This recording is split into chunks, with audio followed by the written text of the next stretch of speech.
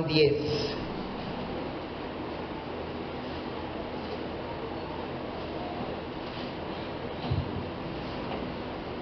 Juan 10, del 1 al 6.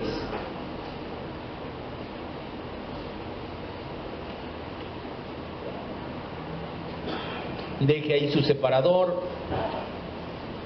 De un momento a otro vamos a estar cambiando de cita, entonces le recomiendo que deje ahí su separador y para que podamos regresar rápido a darle lectura. Dice la Biblia, Juan 10, del 1 al 6. De verdad les digo, el que no entra por la puerta en el redil de las ovejas, sino que sube por otra parte, ese es ladrón y asaltante. Mas el que entra por la puerta, el pastor de las ovejas es. A este abre el portero, y las ovejas oyen su voz, y a sus ovejas llama por su nombre, y las saca. Y cuando ha sacado fuera todas las ovejas, todas las propias, va delante de ellas, y las ovejas le siguen, porque conocen su voz. Mas al extraño no seguirán, sino que huirán de él, porque no conocen la voz de los extraños. Esta alegoría les dijo Jesús, pero ellos no entendieron qué era lo que los decía. Cierre sus ojos y encomiende su vida al Espíritu Santo, porque esta palabra es espiritual y ha de discernirse solamente de manera espiritual. No podemos discernirla por medio de nuestro intelecto natural o carnal. Es necesario que el Espíritu Santo la lleve de nuestra mente a nuestro corazón. Por eso es que humildemente le pedimos, Dios, Espíritu Santo, que esta palabra que es vida llegue a nuestro corazón el día de hoy, una vez más provoque un cambio sustancial, nos transforme, nos renueve, nos confronte, nos redarguya para ser como Cristo. Esa es nuestra oración, Padre maravilloso, ser como Cristo es nuestra meta, para eso nos creaste. Estamos conscientes de ello y te decimos gracias. En el nombre que es sobre todo nombre, que es Cristo Jesús, decimos amén. Estamos comenzando ahora ya el 10º capítulo del Evangelio, escrito por el discípulo amado, que es el apóstol Juan. Poco a poco nos estamos avanzando en la vida y ministerio terrenal de nuestro amado Maestro. Se acuerda que el primer capítulo es una introducción y no nos hablaba de su vida terrenal, pero a partir del segundo capítulo, con las bodas de Caná y hasta el momento, estamos avanzando en la vida y ministerio terrenal. Pero sobre todo nos estamos dando cuenta que había una constante en la vida de Jesús, sobre todo en el Evangelio de Juan, y era el enfrentamiento continuo con los fariseos a causa de su legalista forma de vida. En este capítulo, en el capítulo 10, Jesús habla por medio de la alegoría, o de varias alegorías, dos de ellas al menos, habla de la relación que tiene con los que son suyos, que somos sus ovejas. Dice en este capítulo que Él es la puerta y que Él es el buen pastor, que Él da su vida por sus ovejas y que les asegura salvación, libertad y alimento. Aparecen también aquí comentarios que hace la gente acerca de Jesús y vamos a ver también otro intento de los judíos por prenderle. Todo lo vamos a ir desmenuzando poco a poco en las siguientes semanas. Vamos a comenzar con los primeros 6 versículos.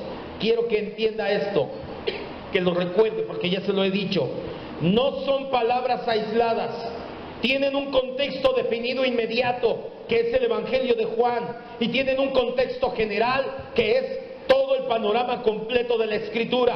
Cuando Jesús se para y dice, de cierto les digo, el ladrón, las ovejas, el redil, el buen pastor, no es porque estaba de repente sentado y dijo, les voy a decir esto. No, tiene un contexto muy bien definido, y de hecho lo vimos la semana pasada. Todo provino del capítulo 9. Lo estudiamos. Jesús ve a un ciego de nacimiento, hace lodo con saliva, le lava los ojos, le regresa la vista en el estanque de Siloé, y de ahí se desencadena toda una serie de reacciones. Los vecinos, ¿cómo es posible? Sus papás, pregúntenle a él, ya tiene edad. Los fariseos dijeron definitivamente, te expulsamos de la sinagoga por creer en este hombre, por creer que es el Mesías.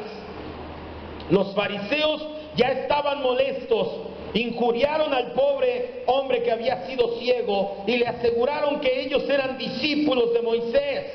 Jesús En medio de toda esta situación, y lo vimos la semana pasada, ¿se acuerda que le dije que es la manera en que Jesús encuentra siempre a los suyos? Como Jesús estuvo buscando desde mucho tiempo antes. La palabra hallándole, o la palabra hallar significa encontrarle previa búsqueda, lo vimos la semana pasada. Jesús ya llevaba buscando a este hombre como el buen pastor durante mucho tiempo.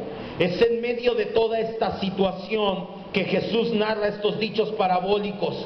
Los narra en consecuencia de la incredulidad, de la ceguera espiritual de los fariseos. Ellos no se percataban que el Señor Jesús había encontrado al hombre ciego como el pastor que encuentra la oveja, pero para darle el mayor bien que puede tener un ser humano, que es la salvación de su alma en Jesucristo. Por eso no tenemos que sorprendernos que Jesús diga estas palabras. No son alegorías que llegaron de la nada. Precisamente habla de la puerta de redil y del buen pastor, porque eso es justamente lo que acababa de demostrar. Acababa de ir como el buen pastor y acababa de rescatar a la oveja, la traía sobre sus hombros para meterla a redil de los elegidos.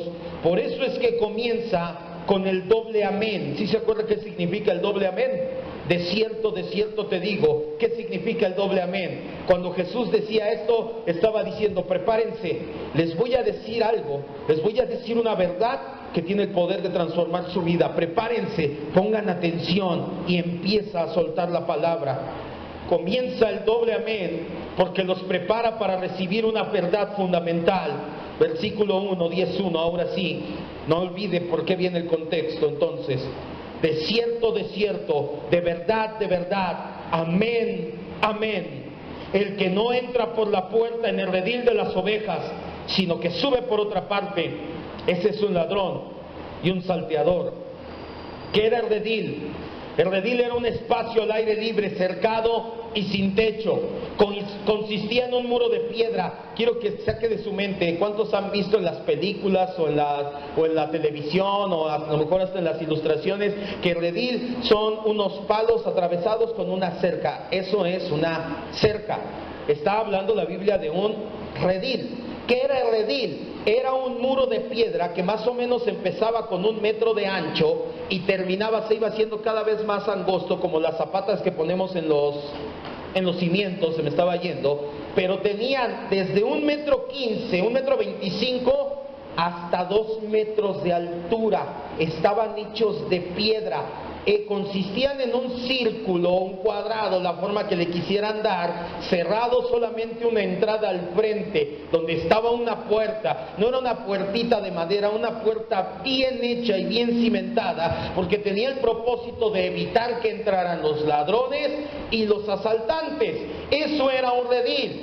Alrededor era para guardar a las ovejas. Las ovejas, si el clima lo permitía, el pastor podía dejar que estuvieran afuera, que no hubiera ningún problema en la noche. Si el clima ya fuera en la noche, era invierno, o venía la lluvia o alguna situación en la intemperie, entonces el pastor les gritaba, les chiflaba y las ovejas se metían a redil. Eso era un redil. Había veces que se utilizaban cuevas para guardar el rebaño, pero esta no es la idea, porque en la cueva no te puedes saltar, como dice Jesús. Un ladrón, que es alguien que quiere quitar a otro su propiedad, y un salteador, que es alguien que usa la violencia para obtener lo que quiere, nosotros en México le decimos asaltante, no tratarían de entrar por la puerta del redil, porque en primer lugar, como le dije, estaba bien fortificada y cerrada, y en segundo lugar había un portero siempre en el redil. En consecuencia, los ladrones y asaltantes tenían que entrar por otro lugar. ¿Por dónde era? Ahora, si la cerca estaba de 1,15 metros, 1,20 metros, de volada. Si medía 2 metros, también de volada. ¿No los ha visto cómo son finos para robar? Yo no puedo echar a andar mi coche con mis llaves y no puedo, digo, híjole, ¿qué tendrá? Y llegan los ratos, ¡vámonos! También de volada. Ahora, fíjese que estaba meditando en esta palabra, no tiene que ver con la enseñanza, pero es muy, muy curioso que pensamos, las ovejas también las metían a redil. Sí, ¿qué hacen las ovejas? Ellas se brincan el muro. Ahora, ¿se da cuenta que se tenían que brincar un muro de 1,5 metros a 2 metros de alto de piedra? ¿Ha escuchado la frase, se le van las cabras? ¿Sí ha escuchado eso? ¿Sabe por qué se aplica y en el monte? Porque en el monte es común ver a las cabras en los lugares escabrosos, así bien empinados, subidas, se mueven así en sus 4 patas comiendo de lado. Se hacen así. Entonces, para que un cabrito se brinque la cerca, realmente tiene que ir subiendo poco a poco por la cerca hasta caer del otro lado. Si eso no le dice algo en el aspecto espiritual de quiénes son los cabritos y la manera de comportarse, eso es tremendo, de verdad.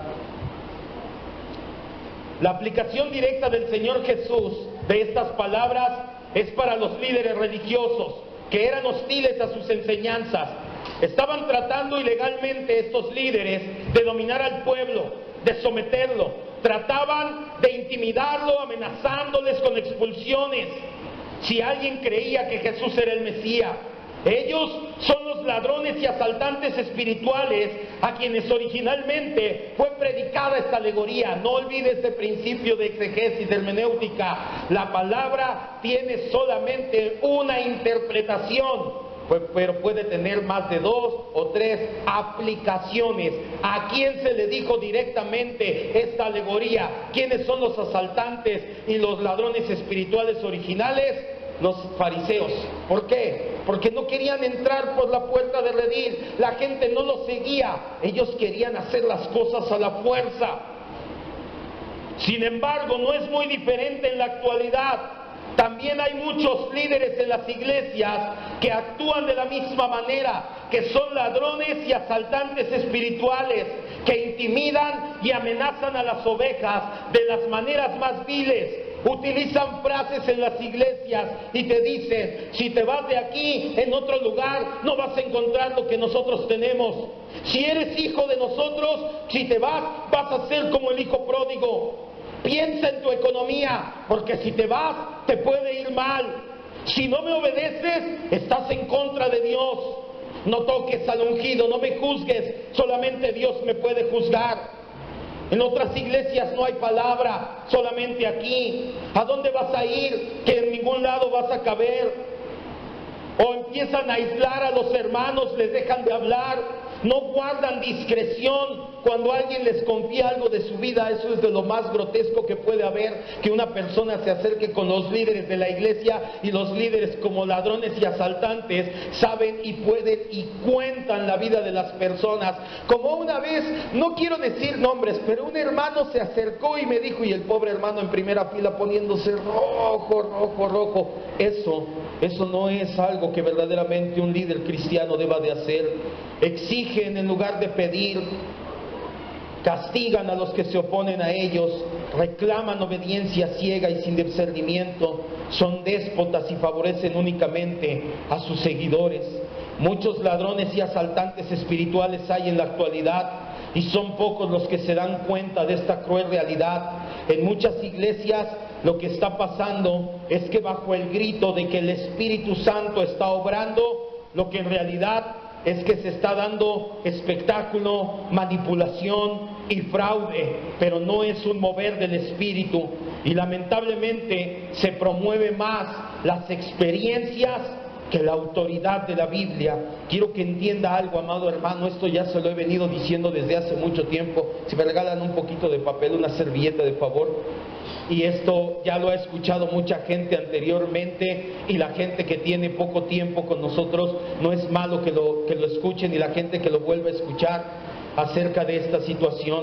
Torcer las escrituras que el Espíritu Santo inspiró o ignorarlas para darle credibilidad a una experiencia es tratar con desprecio y falta de respeto a Dios mismo. Quiero que entienda esto, quiero que levante su cabeza y me vea.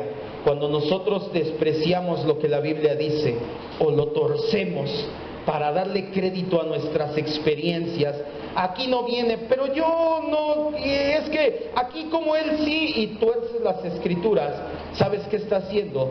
Está siendo un irrespetuoso con Dios, que fue quien inspiró la escritura.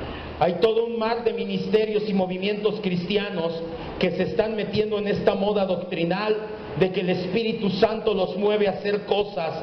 Y lo más lamentable es que dicen que están interesados en el Espíritu, que saben mucho de la obra del Espíritu, pero lo único que han hecho es tratarlo con desprecio y altivez. Yo no sé si usted ha escuchado eso. Nosotros venimos de una iglesia donde le dan el primer lugar al Espíritu Santo, donde es el Espíritu Santo y nada más Espíritu Santo, y dones y mover y unción del Espíritu Santo, y lo único que han hecho es tratarlo con menosprecio al Espíritu Santo. ¿De dónde viene todo este falso mover del Espíritu Santo? ¿Del Pentecostés? Muchas gracias. ¿En Hechos 2? No. Porque muchos pentecostales en la actualidad dicen, somos pentecostales porque en Hechos 2 dice que cuando el Espíritu Santo vino e hizo... No viene del libro de Hechos capítulo 2, del día de Pentecostés, 50 días después de que Jesucristo resucitó. No viene de ahí este mover.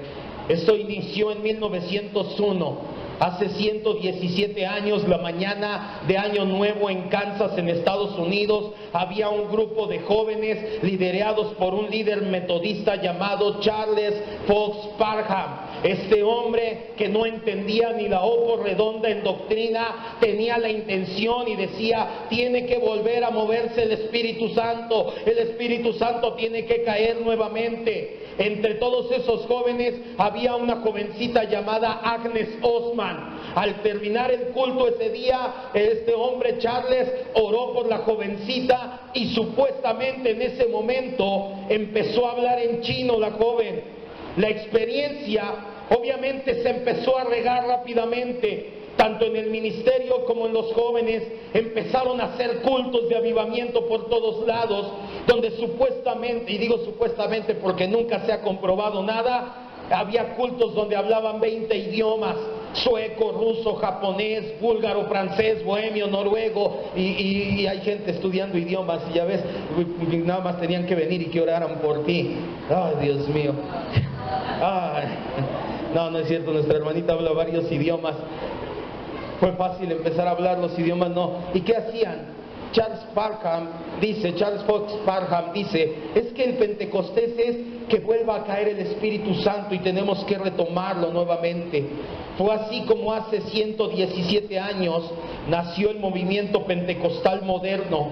Desde entonces, este movimiento ha promovido hablar en lenguas como señal de que eres bautizado en el Espíritu Santo. Y más recientemente te dicen que si no hablas en lenguas, no eres salvo. Hasta ese extremo han llegado de torcer la soteriología y te dicen, si no hablas en lenguas es porque no eres salvo. Tienes que hablar en lenguas si quieres ser salvo. Solamente 6 años después de que se dio este movimiento en Kansas, en Los Ángeles, un hombre llamado William J. Seymour promovió el muy conocido, entre internet y ponga Avivamiento Calle Azusa, y va a ver que la mayoría piensa que ese es el día en que se dio el segundo Pentecostés, le llaman ellos, donde lo único que hacían era llevar carpas, poner juegos de luces, gritar y saltar como locos, y a eso le llamaban que había un avivamiento del Espíritu Santo. Parham fue un hombre sin bases doctrinales, creía en el universalismo. No te preocupes, todos vamos a ser salvos. No creía en la naturaleza pecaminosa de los seres humanos. Creía que la salvación era por obras. Y al final de su vida apoyaba abiertamente al Ku Klux Klan, que es una secta que se dio en Estados Unidos a finales de los años 50. ¿Qué hacía el Ku Klux Klan? Se vestían con togas y unas máscaras y unos gorros de pico, no sé si los ha visto. ¿A quienes atacaban? A los latinos, a los negros y a los católicos. ¿Con qué lograban con esto? Desacreditar a los verdaderos hijos de Dios, porque decían, nosotros como cristianos no queremos negros, latinos ni católicos. ¿Qué pensaban ellos de los verdaderos hijos de Dios? Mal. Y a ese tipo de gente apoyaba el creador de ese tipo de doctrina llamado pentecostalismo.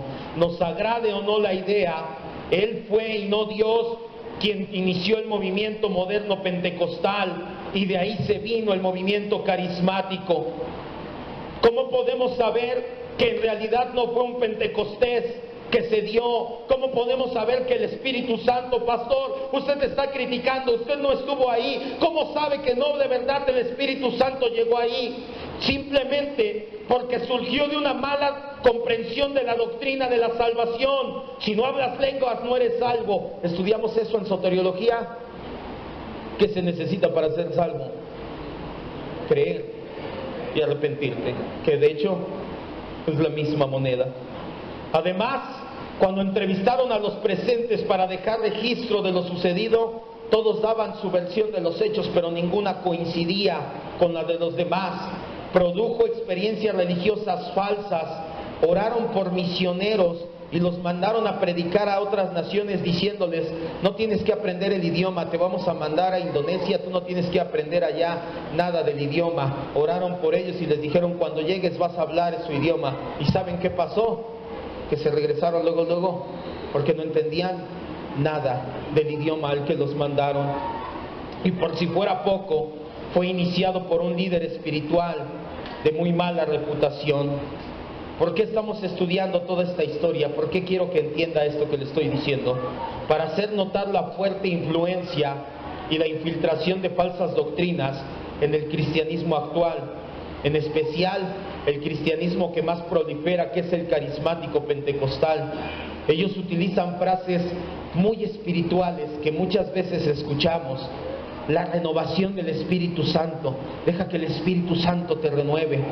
Hay una manifestación de su gloria muy poderosa, hay una unción, hay un fuego del Señor, hay un derramamiento del Espíritu Santo en este lugar, hay una reforma apostólico-profética. Frases que suenan muy espirituales y que son características de este movimiento, pero lo peor de todo es que creen que el Espíritu Santo las inspiró cuando no es cierto. No es la primera vez que hay ladrones y asaltantes espirituales atacando la iglesia del Señor.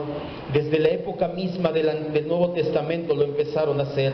Vamos a 3 citas. Hechos 20, 28.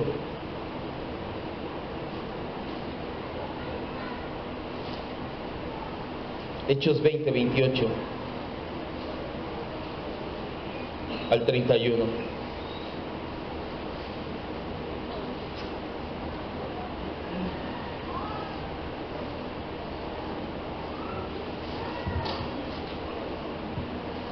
La gran mayoría no lo saben de este tipo de iglesias pentecostales carismáticas o no lo quieren reconocer y dicen: no, a mí me fundó el Espíritu Santo, en mi iglesia se derrama el Espíritu Santo. Fueron ellos, pero a mí el Espíritu no. Aunque no lo quieran reconocer, todas estas iglesias carismáticas pentecostales vienen de aquí, de 1901, con Charles Parham y Agnes Osman, que fueron los arquitectos, los iniciadores del movimiento pentecostal moderno. El Pentecostés, lo vamos a ver más adelante, cuando el Espíritu Santo viene, no hace ese tipo de cosas. Hechos 20, del 28 al 31 dice: no es la primera vez que pasa esto. Por tanto, dice el apóstol Pablo a los líderes de Éfeso: por tanto, miren por ustedes y por todo el rebaño que el Espíritu Santo les ha puesto como líderes, para que apacienten la iglesia del Señor, la cual Él ganó con su propia sangre. Porque yo sé que después de mi partida entrarán en medio de ustedes. ¿Cómo les llama aquí Pablo? ¿Quiénes son? Ladrones y salteadores, que solamente quieren su propia ganancia, que no perdonarán al rebaño, y de ustedes mismos se levantarán hombres que hablen cosas perversas para arrastrar tras de sí a los discípulos. ¿Qué está diciendo el apóstol Pablo? De la misma iglesia va a haber gente que no va a entender, que se va a levantar y que hasta se va a llevar gente llevándolos a la perdición. Versículo 31: por tanto, velen por el rebaño, acuérdense que por 3 años de día y noche no he cesado de amonestar y con lágrimas a cada uno de ustedes. Segunda de Pedro 2. El apóstol Pablo puso sobre alerta a la iglesia de Éfeso y les dijo: ¿saben qué? Yo me voy a ir, no creo poder volver a regresar. Segunda de Pedro 2, del 1 al 3. Pero cuando yo me vaya y se den cuenta que ahora sí hay gente que se puede levantar y empezar a hablar, va a pasar. Van a llegar lobos, se van a levantar, van a empezar a hablar falsas doctrinas y van a arrastrar a algunos de ustedes como discípulos. Pongan atención y no lo permitan, dice el apóstol Pablo. Y por eso es que nosotros estamos con la membresía, y por eso es que vamos a utilizar, si es necesario, la disciplina eclesiástica para evitar este tipo de cosas. Preferible sancionar o expulsar a una persona que está en falsa doctrina que dejar que media iglesia se contamine y después ahí anden diciendo todos que la salvación es por obras, o diciendo Yeshua Hashem Mashiach, o tirándose al suelo y revolcándose. No sé, de todo puede llegar a pasar. Segunda de Pedro 2, del 1 al 3. Pero hubo también falsos profetas entre el pueblo, como habrá entre ustedes falsos maestros, que introducirán encubiertamente herejías destructoras, y aún negarán al Señor que los rescató, atrayendo sobre sí mismos destrucción repentina. Y muchos, no dice pocos, ¿cuántos dice? Muchos seguirán sus disoluciones, por causa de los cuales el camino de la verdad será blasfemado. Por avaricia harán mercadería de ustedes con palabras fingidas. Y aquí entre paréntesis o escríbale enlace, póngale ahí, enlace. Por avaricia, enlace hará mercadería con ustedes con palabras fingidas. Sobre los tales ya de largo tiempo la condenación no se tarda y su perdición no se duerme. Hicieron un ensayo con un software de probabilidades. Hace tiempo le dije, Alberto Motesi se paró y en enlace estaba levantando una ofrenda y dice: hay una mujer que su hija está en adulterio y que Dios te dice, siembra ahorita todo tu dinero y Dios la va a rescatar. Lo hicieron con un software de probabilidades. Cuando dice hay una mujer, las probabilidades de que una mujer estuviera viendo eso eran, o el número de mujeres que estaban viendo eso eran de 12 millones me parece.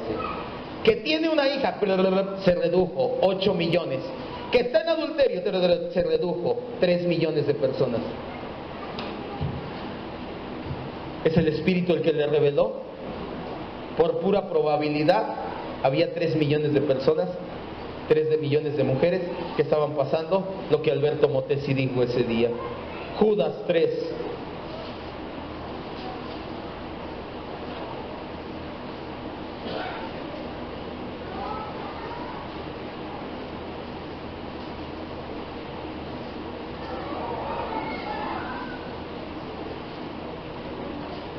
Ya se acaloró, no se desespere. Ahorita vamos a bajar esta enseñanza, no crea que nada más vamos a hablar de los falsos profetas. Judas 3 en adelante al 19. Judas solamente tiene un capítulo, por eso no es correcto decir 1:3. Amados, por la gran solicitud que tenía de escribirles acerca de nuestra común salvación, me ha sido necesario escribirles exhortándoles que contiendan ardientemente por la fe que ha sido dada a los santos, porque algunos hombres han entrado encubiertamente. ¿Cómo entraría un ladrón? Encubiertamente. Los que desde antes habían sido destinados para condenación, hombres impíos que convierten en libertinaje la gracia de nuestro Dios y niegan a Dios el único soberano y a nuestro Señor Jesucristo. Mas quiero recordarles, ya que una vez lo han sabido, que el Señor, habiendo salvado al pueblo y sacándolo de Egipto, después destruyó a los que no creyeron y a los ángeles que no guardaron su dignidad, sino que abandonaron su propia morada, los ha guardado bajo oscuridad en prisiones eternas para el día del gran juicio, como Sodoma y Gomorra, las ciudades vecinas, las cuales de la misma manera que aquellos, habiendo fornicado e ido en pos de vicios contra naturaleza, fueran puestas, por ejemplo, sufriendo el castigo del fuego eterno. Judas nos dice, Dios no perdonó a estos, Dios no perdonó a estos, Dios no perdonó a estos. No obstante, de la misma manera también, estos soñadores mancillan la carne, rechazan la autoridad y blasfeman de las autoridades superiores. Pero cuando el arcángel Miguel, esto viene en el libro extracanónico de Enoch, cuando el arcángel Miguel contendía con el diablo, disputando por él el cuerpo de Moisés, no se atrevió a proferir juicio de maldición contra el diablo, sino que dijo, el Señor te reprenda. Ay de ellos, ¿de quiénes? De los asaltantes y ladrones espirituales, porque han seguido el camino de Balaam, de Caín, y se lanzaron por lucro en el error de Balaam y perecieron en la contradicción de Coré. Estos son manchas en sus ágapes. ¿Qué eran los ágapes? Eran cuando la iglesia se reunía para tomar la Santa Cena y al final convivían como iglesia. Esos eran los ágapes, porque hay personas de estos falsos maestros que dicen que el ágape eran fiestas orgiásticas de amor en la iglesia primitiva. No es eso. Eso no nos enseñan los libros históricos extracanónicos. Versículo 12: estos son manchas en sus ágapes, que comiendo impúdicamente con ustedes se apacientan a sí mismos.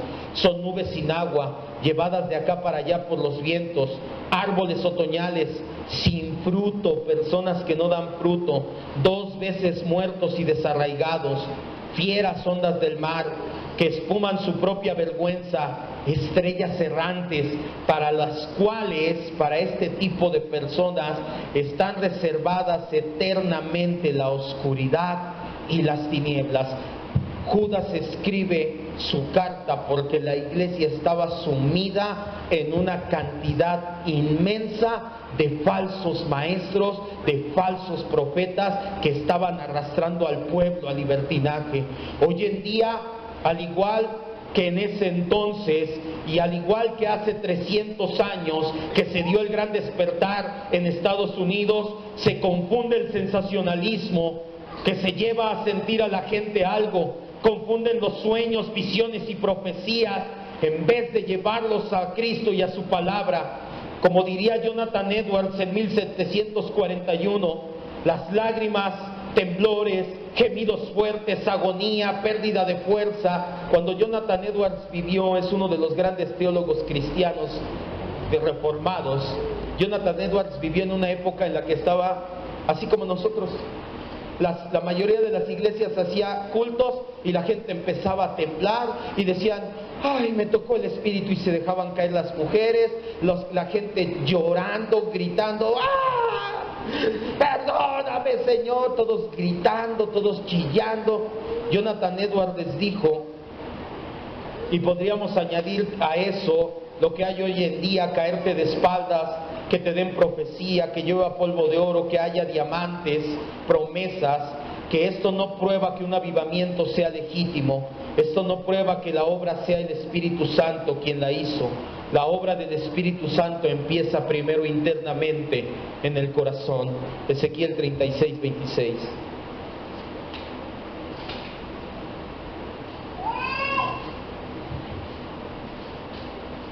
Ezequiel 36, 26 y 27.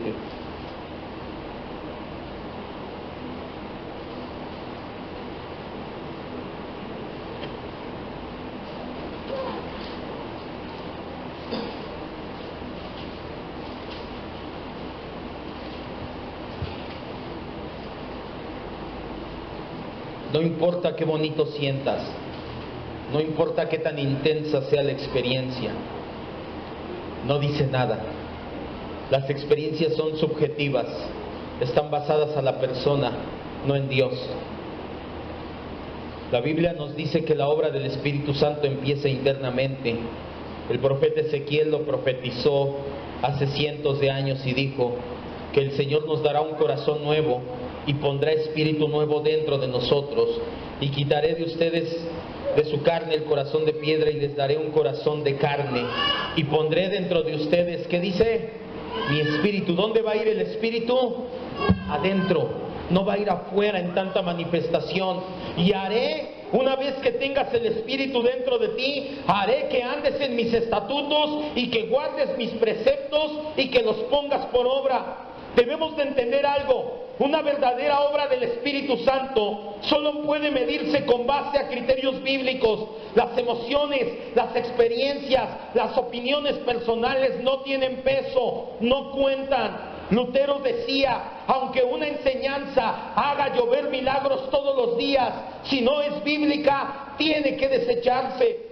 ¿Cómo podemos reconocer si un movimiento cristiano es genuino? ¿Cómo podemos saber que estamos en el camino correcto? Y hace poco me hicieron esta pregunta: ¿cómo podemos saber que no estamos nosotros también siendo engañados? Alguien dígame, ¿por qué? Porque yo siento que no es así. Tache. Hay quienes dicen que no podemos tener toda la verdad, que eso es imposible, que la verdad es como un prisma con muchas facetas, que cada denominación o cada religión tiene su faceta de la verdad.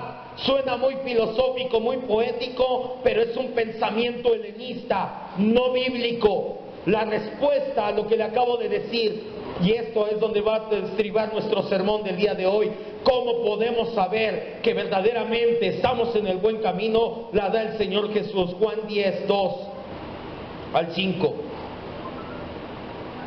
¿Quieres saber qué nos diferencia de otros movimientos?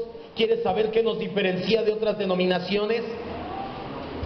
Que estamos en la Biblia. Pregúntale a un pentecostal y te va a decir Hechos 2.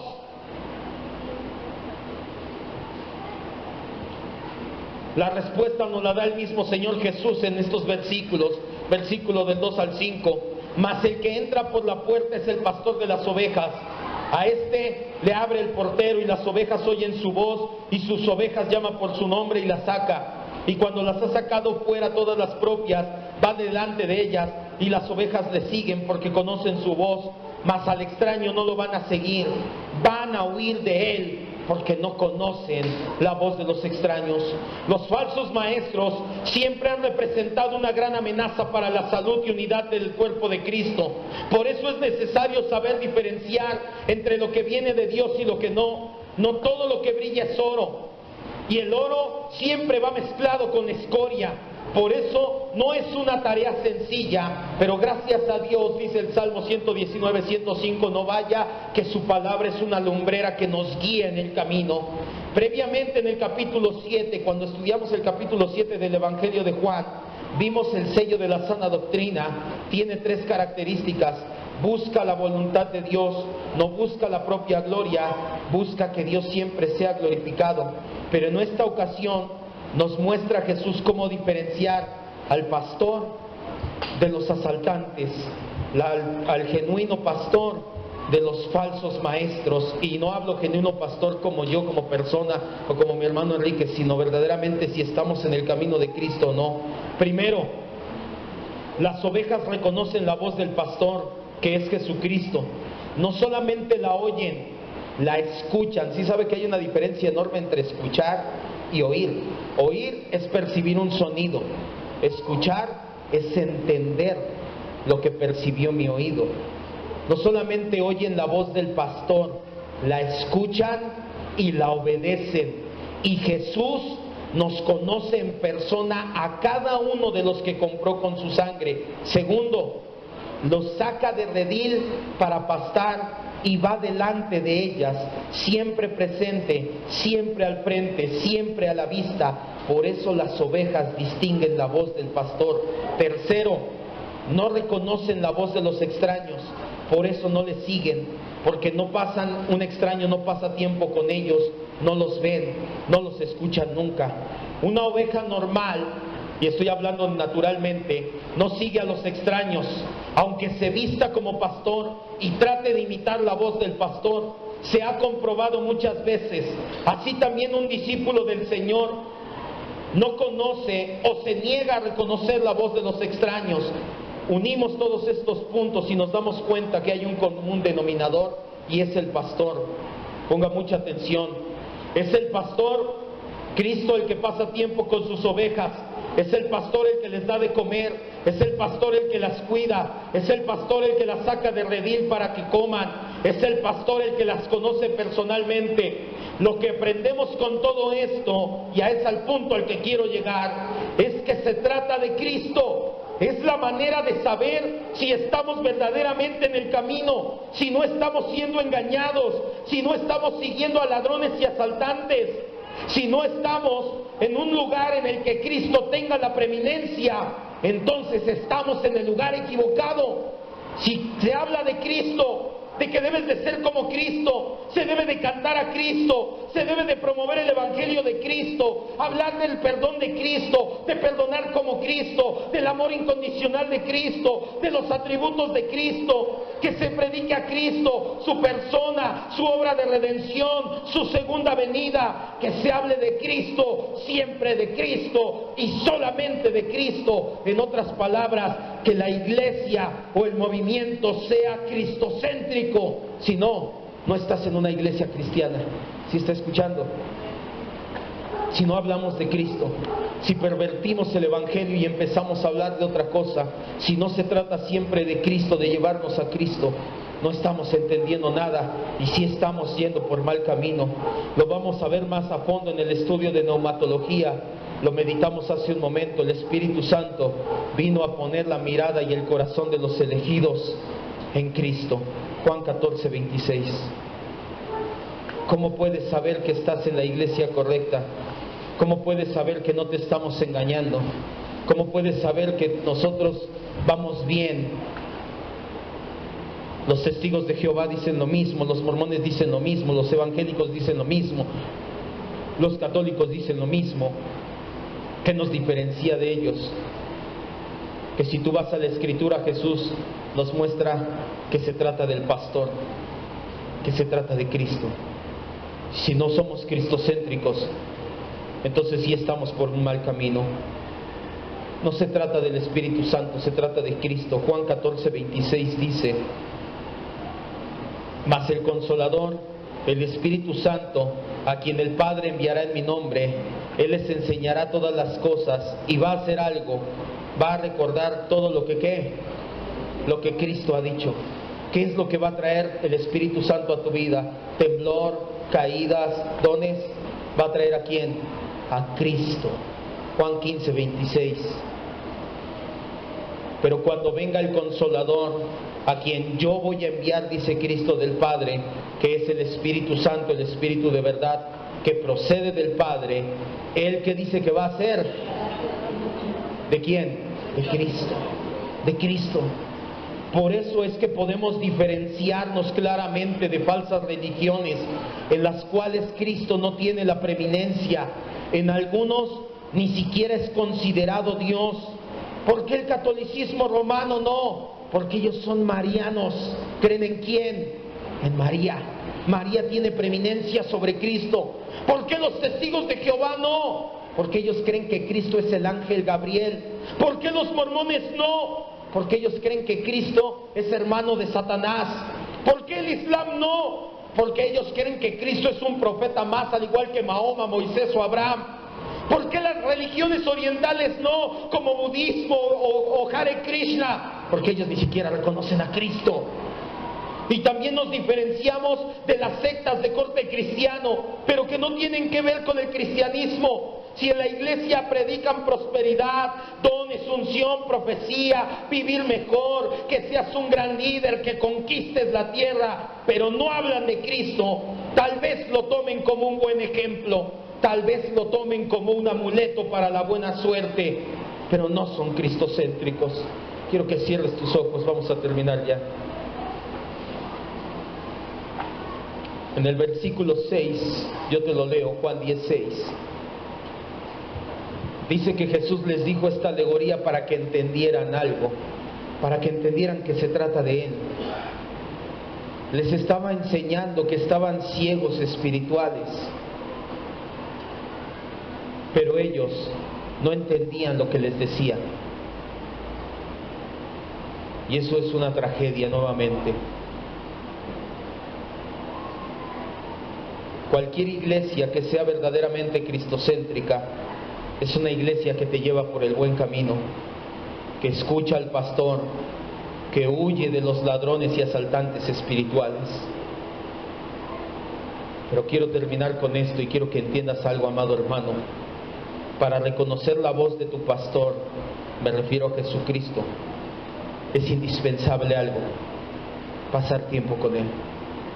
Tú no vas a aprender a diferenciar la verdad de la mentira, ni mucho menos la verdad de la casi verdad, si no te disipulas, si no te congregas, si no te preparas, si no lees la Biblia. y te vas a quedar únicamente con lo que te decimos acá enfrente los pastores que predicamos. Y así empezaron la mayoría de las sectas. La gente no era como los de Berea, no se preparaban, no escuchaban, no escudriñaban y se quedaban con lo que decían sus líderes. ¿Quieres reconocer la voz del pastor? ¿Quieres reconocer la voz de Cristo? Tienes que pasar tiempo con Él. No hay otra. No es ósmosis, no es magia, no es algo súper espiritual que va a pasar en una oración súper ungida del pastor aquí enfrente.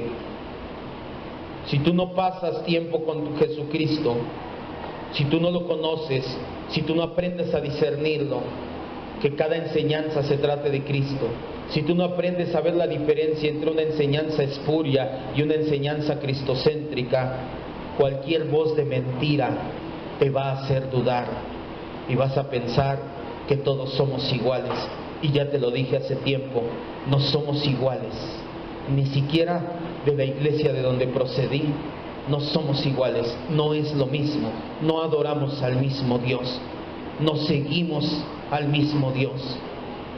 Siguen a un Dios de su imaginación, siguen a un Dios de su mente, siguen al Dios que les da unción, poder, gloria, mover, sanidad, pero no son cristocéntricos, y ese fue el motivo por el cual salí de ahí, y es el motivo por el cual tú estás llamado a dejar una iglesia que no sea cristocéntrica. En 6 versículos el Señor Jesús nos habla de los ladrones y asaltantes espirituales. El Señor Jesús hizo esta referencia primeramente a los escribas y fariseos que querían forzar al pueblo a los modos y a las creencias que ellos tenían. Pero esta palabra se hace extensiva por los siglos hasta nuestro tiempo. Pasó en la iglesia primitiva, pasó en el gran despertar en la época de Jonathan Edwards, está pasando ahorita y no dejará de pasar. Siempre va a haber lobos, siempre va a haber asaltantes, siempre va a haber ladrones espirituales. Pero sabes, cuando tú conoces la voz de tu pastor, tú puedes estar seguro. Cuando tú conoces quién es Cristo, cuando tú sabes discernir si tu iglesia es cristocéntrica, si tu doctrina es cristocéntrica o no, tú puedes estar seguro.